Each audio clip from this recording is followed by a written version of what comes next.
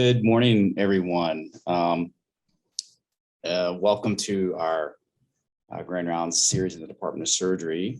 We have a great program scheduled this morning. And Dr. Guoqiang Zhang, who is the chairman of the Department of Biomedical Engineering in the College of Engineering, and I have had an ongoing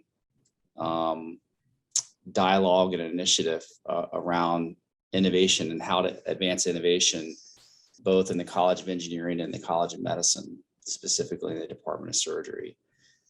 We've been meeting, I guess, monthly, wouldn't you say, Dr. Zhang, for the better part of a year and a half. And we had some plans to launch our initiatives early on, but these were somewhat compromised and tabled by the COVID pandemic. And so now things have been rekindled and there's enhanced activity. And this is part of our ongoing collaboration to, again, promote collaboration between engineering and surgery. So we envision having a speaker series, and this is sort of the first of hopefully what will be many such grand rounds, where we're bringing together two esteemed faculty from the College of Engineering and two members of our department to each give a 5 to 10 minute presentation on a topic around innovation they've been involved with. And then hopefully we'll have a good 10, 15, hopefully 20 minutes of a discussion, panel discussion that will be interactive between Dr. Zhang, myself, the panelists who are the presenters, and any of you who may have questions along the way.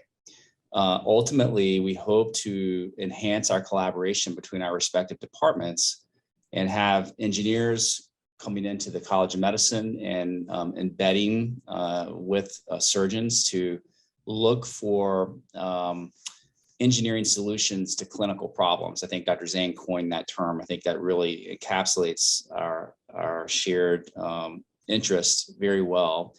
And then ultimately, we'd like one or more of our residents to rotate into the College of Engineering and perhaps get a master's degree. And so we're trying to put the foundational elements in place to enhance those type of collaborations. And so this is sort of the beginning of that process of collaboration between our two departments.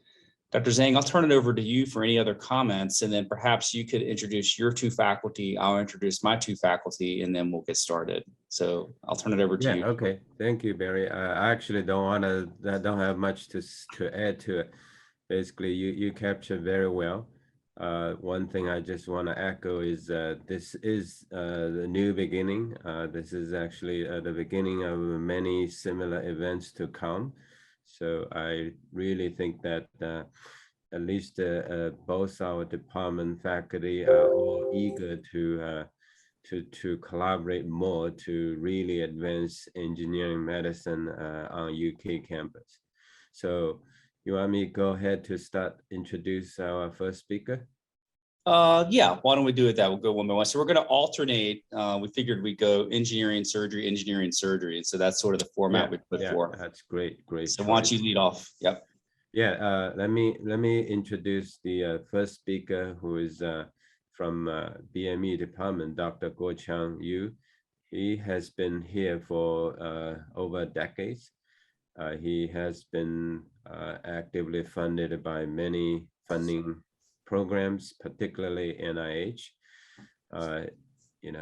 Yesterday he was honored in many different ways at the OCT program.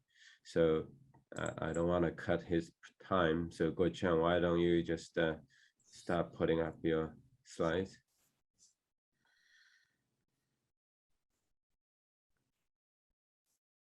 Let me share my slides. Can you see my slide? Yeah. Great. Let me see whether I have shared the shown. Make sure. Yeah, you're good. Okay, good. Well, thank you for the introduction. Thank you for the opportunity to introduce my work here at UK. As Dr. Jones introduced, I have been working here almost like 13 years. a long journey. This is my first faculty position, maybe the last one too. So I'm Guoqiang Yu. I'm the faculty professor at this BME department. As Dr. Jones introduced, my work is majorly collaborate with the College of Medicine. So I have done some work in the past years. So in this presentation, I know I have only 10 minutes around. So I very briefly introduce several innovative optical imaging technologies, which has been tested in the clinic settings for identifying the ischemic and hypoxic tissues, because a lot of disease are associated with this ischemic hypoxic status. So then I will very briefly introduce several ongoing clinical studies at the hospital. And then the goal of this presentation, I think, is I try to call your attention in your department and see whether we can use the technology developed in my lab for continued collaborations.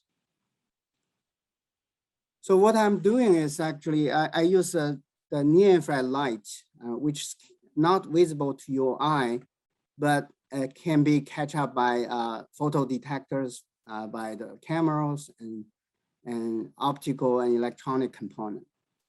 The reason I'm using this light is because if you look at the absorption spectrum here, this is a visible light and this is near-infrared light.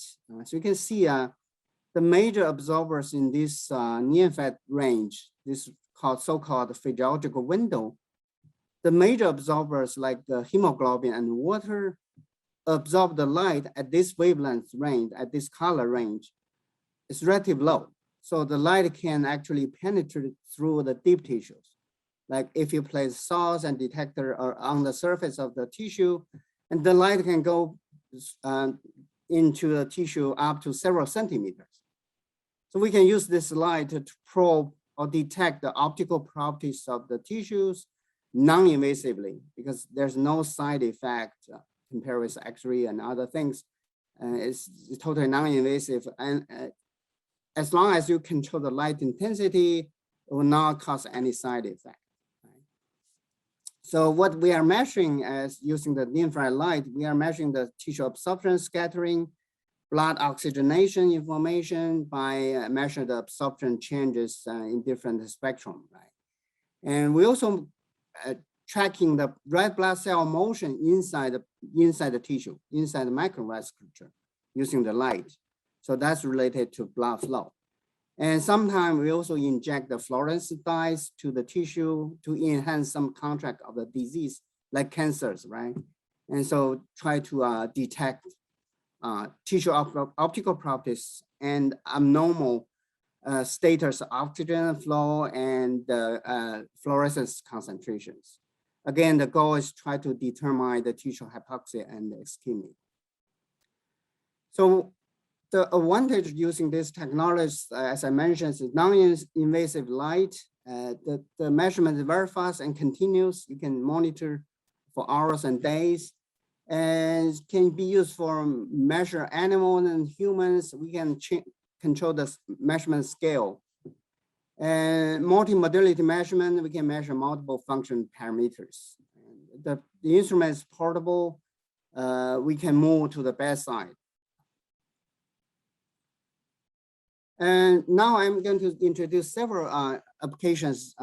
Right now it's ongoing application. We test our optical device in the clinical settings. Because of the time limit, I won't be able to introduce a lot of detail about the technology. But if you have any questions, we can discuss later. Just this time, I only focus on the applications.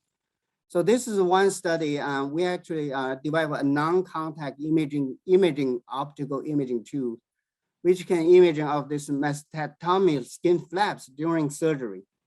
And again, the goal is try to identify the ischemic tissues for excision, right, for prevention of the post-surgery necrosis.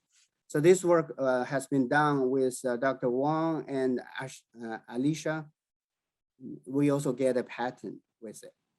And I'm going to show you a short video to introduce this technology and application.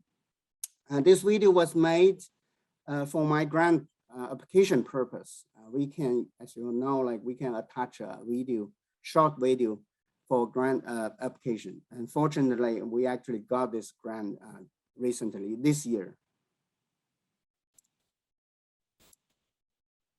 Supported by NIH and the National Endowment for Plastic Surgery grant, we developed a non-invasive, non-contact speckle contrast diffuse correlation tomography (SCDCT) system for 3D imaging of blood flow distribution in tissues with arbitrary geometry up to 10 millimeters depth. SCDCT uses a galvo mirror to remotely deliver point-near infrared laser light to multiple source positions on the mastectomy skin flap. In this study, 9x9 sources were used. A sensitive SCMOS camera detects diffuse laser speckle fluctuations resulting from moving red blood cells in the mastectomy skin flap. Customized graphic interface controls the galvo mirror and CMOS camera for automatic data collection. An advanced photometric stereo technique, PST, was integrated into the SCDCT to obtain breast surface geometry for better image reconstruction. Boundary blood flow data collected from many source detector pairs are inputted into a customized tomographic reconstruction program to generate a 3D image of blood flow distribution in the mastectomy skin flap. The goal of this pilot study was to compare intraoperative imaging results in mastectomy skin flaps acquired by SCDCT and commercial fluorescence angiography, SPI-FI. Significant correlations were observed between the two measurements around the ischemic areas, suggesting that SCDCT provides useful information for intraoperative assessment of mastectomy skin flaps. In contrast to the dye-based fluorescence angiography for 2D mapping of endocyanine green ICG perfusion, our non-invasive, inexpensive SCDCT does not require dye injection and can be used continuously and repetitively for 3D imaging of blood flow distributions at different depths. Another application actually using the same technology, we can non-contact and using the non-invasive light, right, to imaging the cerebral blood flow. And this study was collaborated with the Ali and Dr. Beda and Dr. Chen. Again, I'll show you a very short movie and show how can we using this light non-invasively probe through the skull and scalp and to the brain. We actually apply this technology in a different scale of the animal subject, right? Animals like rat and pig leg, and human actually preterm babies through this incubator. But the way imaging is same, but the scale are different. As you can see, this small dots, the light scan over this small head of the rat. So we can quickly image the blood flow distribution in the brain non-invasively and fast, very fast. And the sampling rate could be like 1 Hz and 2 Hz. And right now, this technology is working on the clinic. We actually try to imaging this the preterm baby with the intraventricular hemorrhage, IVH, and this is just one of the results we recently published. And we work on this pig-like model, and we actually induced this IVH in the brain, and we are using the optical way to imaging this distribution of the CBF And because we can do 3-dimensional imaging, we can look at the top layer like skin and scalp, flow changes. But most interesting part is the deep tissue, like in the brain, the CBF changes. Like this study, we actually are, after induced the IVH, you see the ICP, the intravascular, intracranial like pressure, blood pressure increased. And the pressure increase cause actually CBF decrease here. So we can monitor like at different time points and look at this progress of this IVH cause the CBF change. And the goal will be like when we apply to the clinical, like to the patient, we want to continue monitor CBF changes so that we can manage the disease, right? Prevent more severe brain injury. The last example I want to introduce is I work with Dr. Peterman at the Department of Neurosurgery. And so this is a problem. The brain tumor is very common tumor. And current solution, actually you see this picture, right? And the surgeon using this big microscope, right? And then look at the tumor, and they use the dye to enhance the view or identification of the tumor. But like Dr. Peterman mentioned, he doesn't like this one because it's too big and it's not easy to operate, and especially resection of the tumor. So he usually wear this kind of eye loops, right, to look at the tumor. But the eye loop doesn't have a function like fluorescence imaging. So he actually approached us several years ago and see whether you can detect this so-called wearable eye loops with fluorescence imaging ability. Then we come out like place some like filters and light sources and try to excite this fluorescence dyes. First, we use a fluorescent, and recently we use a 5-ALA as a fluorescence contrast and to enhance the visibility, visualization of this brain tumors. So, so this is a very initial like pilot study we had done in the phantom and in the patient. So we compare the result with the microscope and our eye loop fluorescence device, and we found a very similar result. And based on this prelim data, we actually submit the STTR grant and try to commercialize this device. And we got it like 2 years ago, a phase 1 study grant from NIH. But now we are trying to write a phase 2 for further commercialization of this device. You see this, so this very short video, see this. When you flip these filters up and down, you have a different view, like color wheel, color map, or fluorescence image.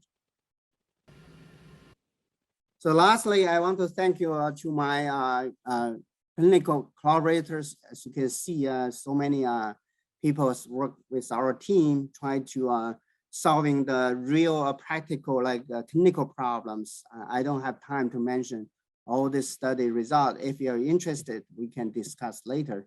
And also thank you for my lab members and collaborators and active like funds from NIH, and contact us for further collaborations. Thank you. Thank you, Dr. Yu. That was an eye-opening presentation, and I already have lots and lots of questions, so hopefully we'll have time to circle back. But thank you for presenting your work, and congratulations on getting so many patents. Job well done.